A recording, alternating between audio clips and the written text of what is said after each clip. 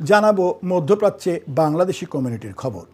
ওমরা পালন শেষে বাংলাদেশ জাতীয়তাবাদী দল বিএনপির কেন্দ্রীয় নির্বাহী কমিটির সহ সাংগঠনিক সম্পাদক ব্যারিস্টার মীর মোহাম্মদ হেলাল উদ্দিন সৌদি আরবের জেদ্দায় হাটহাজারী প্রবাসী জাতীয়তাবাদী ফোরামের উদ্যোগে আয়োজিত এক মতবিনিময় সভায় অংশ নিয়েছেন। সভায় সভাপতিত্ব করেন হাটহাজারী প্রবাসী জাতীয়তাবাদী ফোরামের আহ্বায়ক শেখ ইসমাইল। অনুষ্ঠানটি পরিচালনা করেন মহিউদ্দিন।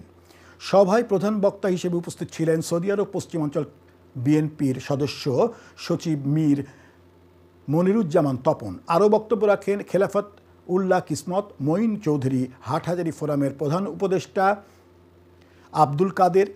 সভায় আরও অতিথি ব্যারিস্টার মীর মোহাম্মদ হেলাল উদ্দিন সৌদি আরবের আইন শৃঙ্খলা মেনে চলার গুরুত্ব দেন এবং প্রবাসীদেরকে নিজ নিজ অবস্থানে থেকে বিএনপিকে শক্তিশালী করার জন্য এবং ঐক্যবদ্ধ করার জন্য আহ্বান জানান।